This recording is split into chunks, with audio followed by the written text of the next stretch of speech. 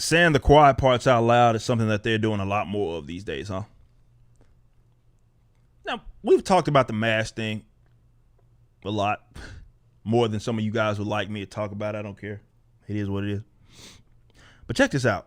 When it comes to this mask ordeal, as it pertains to the vaccines, particularly the masks and social distancing, what we thought, or what y'all thought, I mean, the can got kicked as to be expected if anybody paying attention. But what we thought is that when you got the vaccine, you'd at least should be part of, the populace, that it would be safe to go mingle.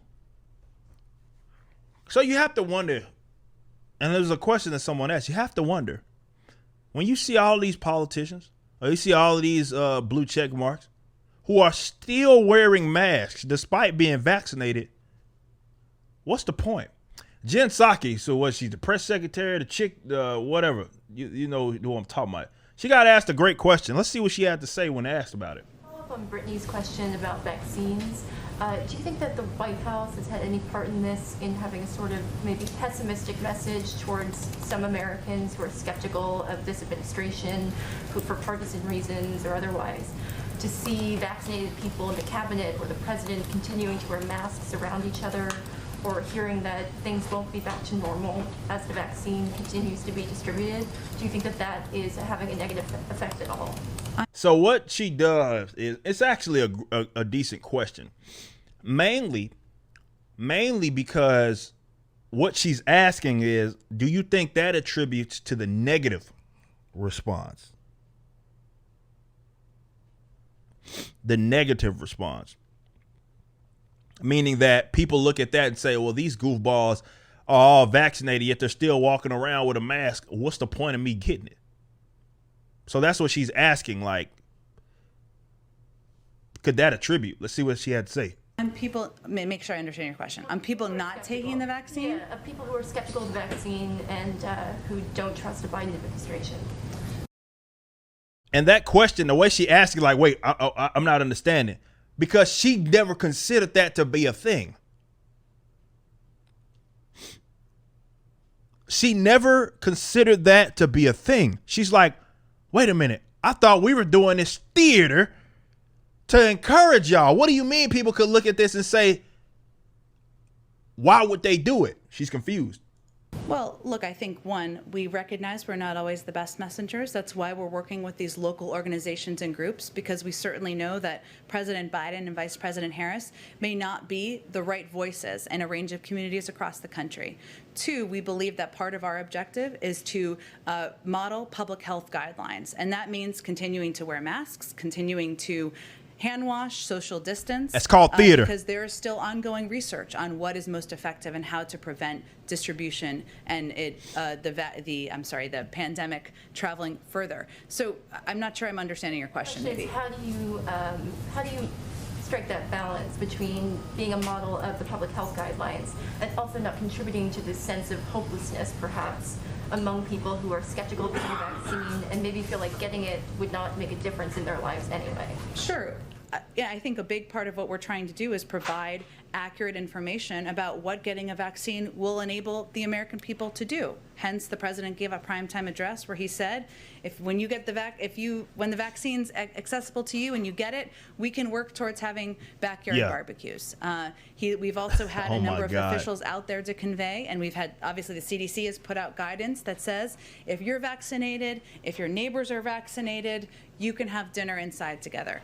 It's a pandemic. We don't think it's easy. We know it's difficult. It's required a lot of sacrifice. But at the same time, we're trying to provide accurate public health-based guidance on what people can do once they have taken the vaccine. So basically, if you watch that again and you rewind to the part to where she half-ass answers it, she says that she wants to. They look at themselves as people that are trying to contribute to the ideas that they want you guys to follow, right? So that's, by literal terms, is the theater that we're talking about, where this is about allegiance. This is about you simply doing what they want you to do. they can't even bring themselves to act in the way that they act, rather, as if you will be able to do in the event that enough of y'all get the jab. Because they think that, well, yeah, it doesn't make sense. It doesn't make sense for us to be them to be covering their faces everywhere they go because they already got the vaccine. But you see that, and of course, you get inspired to go get the jab and stuff. That's called theater. It's called theater. You know that you don't need it, yet you're doing it to perpetuate the idea, to be this example. That's theater. That's theater, man.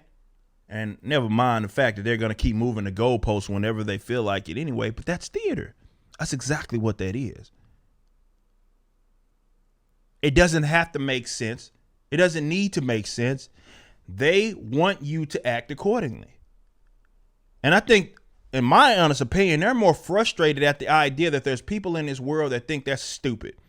For a 99% survival rate of a virus to sit and have to be doing all this, covering my face, putting diapers on my face and stuff like that, that's just silly. And some people think that's stupid. And they don't like the idea that that's how people think. So they get up on the podiums. No, despite them being vaccinated, which means that all that should be off the table, they still do that. Because it's about convincing you, because it's about allegiance at the end of the day more than anything else. Perpetual can kicking is what it is. You just watched a clip from my podcast, For Canon's Sake. Catch us live at 12 p.m. throughout the week over at youtube.com/YoungRipper59 and follow us over at odyssey.com/@YoungRipper59. If you want to watch the entire video cast after the show is over, just be sure to become a member on the YouTube channel. Of course, the full audio portion of the podcast is available for free on all major digital platforms, or just visit forcanonsake.com.